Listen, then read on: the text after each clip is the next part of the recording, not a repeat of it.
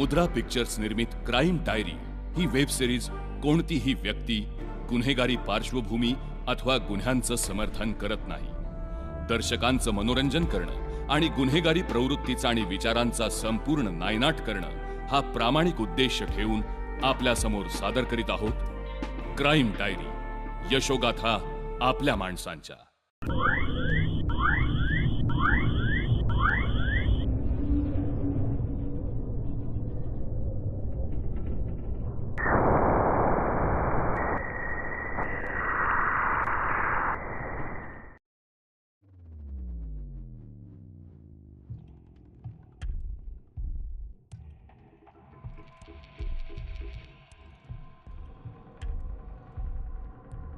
पोस्टमार्टमच्या रिपोर्टनुसार या महिलेचा खून गळावळून केलेला आहे. भाच्याच्या वाढदिवसाला म्हणून गेली, ती अजून परत आलीच नाही. अहो, 1 वर्ष झालं आता.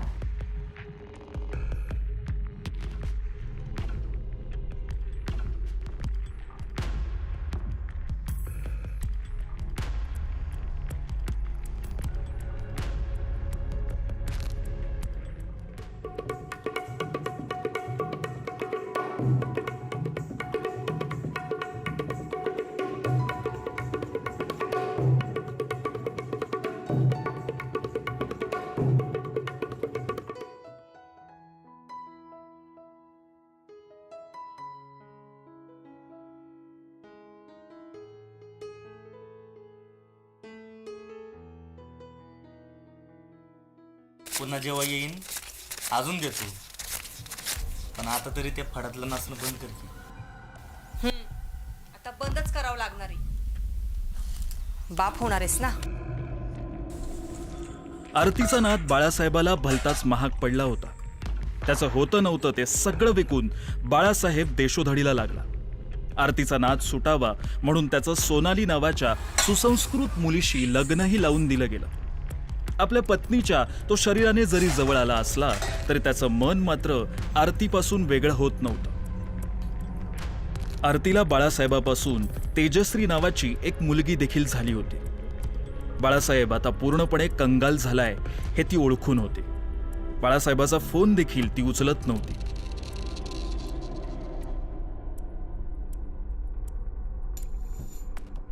आपल्या मुलीला बार्शीला आपल्या आई वडिलांकडे ठेवून ती एका कला केंद्रात नाचायला निघून गेली.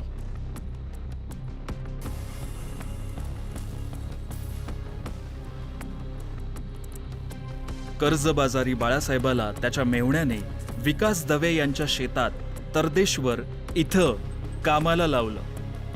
तो आता तिथेच राहू लागला.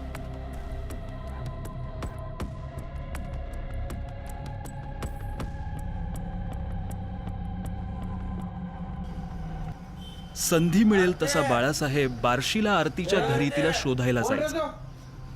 परंतु आता तिच्या घरचे देखील त्याला किंमत देत नव्हते. आरती त्याला भेटत नव्हती. मला बोलायचं इथं कोण आरती बिरती राहत नाही. चल चालायला. बोलाव की त्याला. आता तुला नाही ओळखत आम्ही. चल चल चालायला.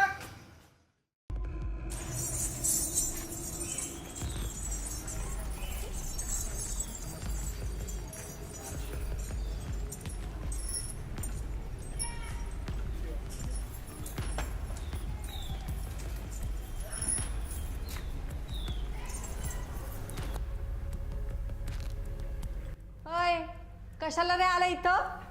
आरती, अगं ऐक ना, अगं सोड ना ते नाचणं. अगं तुला हवे तेवढे पैसे देतो ग. अरे मला पोसायला आता राहिलंय काय तुझ्याकडं? वरनं मूठ ढोसून आलायस. चल निघित न.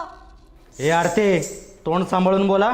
तू तोंड सांभाळून बोलायचं आणि आत्ताच्या आत्ता हितनं तोंड काळं करायचं. भिकारी कुठला.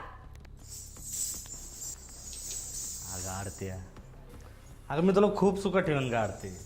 खूप कष्ट करीन. तुला सांगितलं ना एकदा, मला नाही राहायचं तुझ्या बरोबर. लोकांना बोलून मारायला तुला. चल निघित न. मित्रासमोर आरतीने केलेला अपमान बाळासाहेबाच्या जिव्हारी लागला होता.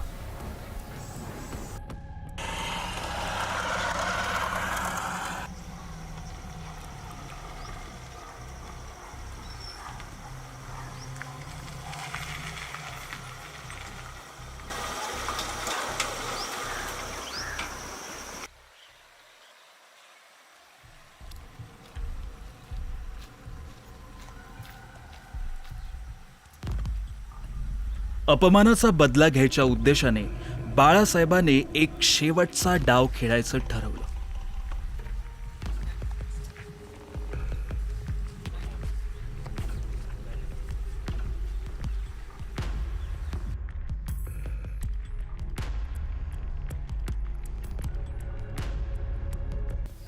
Hello hello. हॅलो आरती. हो मी बोलतोय. हे बघ आरती, झालं ते झालं. अगं चूक झाली का माझ्याकडनं, माफ कर मला. बहिणीच्या मुलाचा वाढदिवस असल्याने आरती बार्शीला जाणार हे बाळासाहेबाला माहिती होतं. त्याने तिला विनवणी केली. शेवटची इच्छा आहे माझी, एकदा भेटायला ये. तू एकदा भेटायला येशील ना, त्यानंतर तुला हवं तसं वाग तू. माझ्याकडनं काही अडचण नाही. कधीच तुला मी त्रास नाही देणार, कधीच काही बोलणार नाही. खरं सांगतोय ग, तेजू शपथ. फक्त एकदा भेटायला ये ग. आता तेजूची शपथ दिली म्हणून येते. मुलीच्या प्रेमापोटी आरती भेटायला तयार झाली.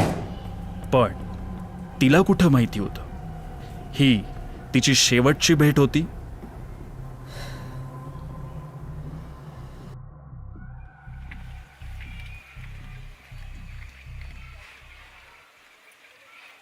बोल, कशाला बोलवलंस इथं मला?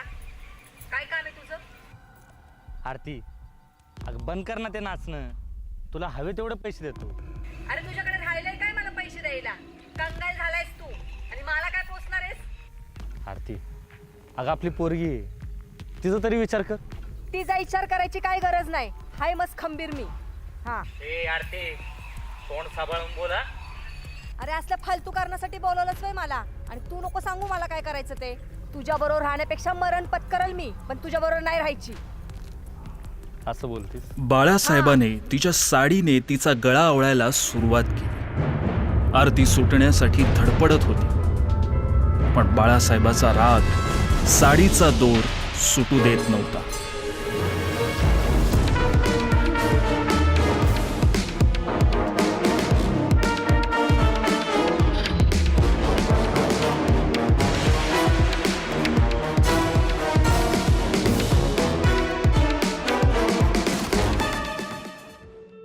आरतीचा केलेला खून बाळासाहेबाने त्याच्या वडिलांना देखील सांगितलेला होता. लग्न झाल्यावर पोरग सुधरेल या आशेवर जगणारे आई वडील आता एकटे पडले होते. एका तमाशाच्या नादाने बाळासाहेबाच्या आयुष्याचा तमाशा झाला होता.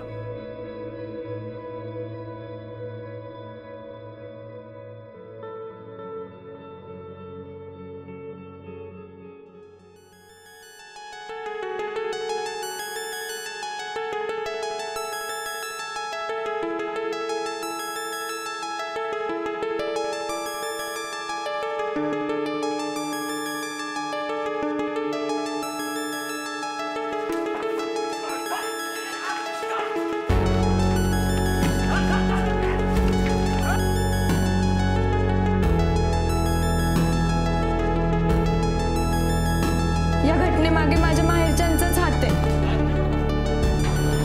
सचिन, अरे कॉलेजला जाऊन येते.